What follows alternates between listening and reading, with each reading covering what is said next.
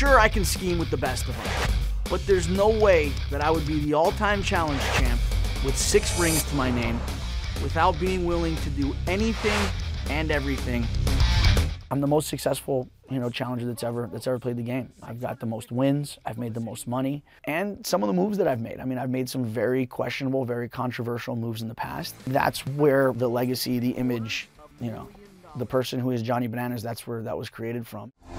Sarah was an amazing partner. I could not have done it without her.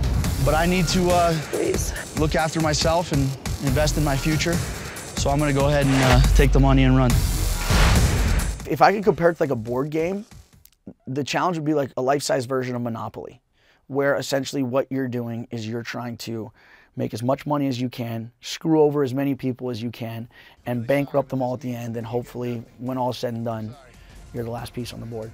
It's a show of its own, and they're all about, having recurring characters and bringing back cast members.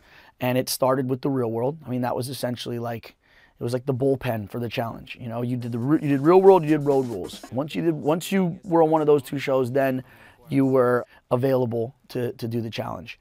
There's a little bit of everything mixed into it, and that's what makes the challenge such an amazing show. It's physical, it's athletic. It requires so much more than just being in a house and causing drama like most other reality television shows do. We're all here for the same thing, to have fun, to make money, and to make love. So put your gloves in the air.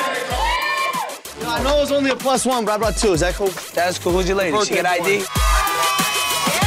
I have been on the challenge, obviously, for over a decade now, and I was a reality television guy, and I was just trying to figure out what the next logical step in my life was going to be. Recently, I found that, and it's in the hosting world. And here to break it all down is local guide and all-around cool guy, Danny.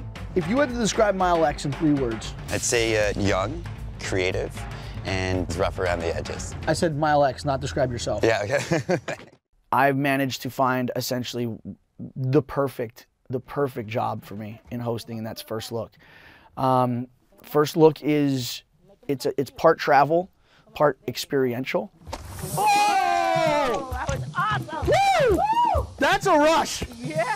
So the reason it's called First Look is it's because it's giving most people their first look into all these crazy, experiences through my eyes, essentially.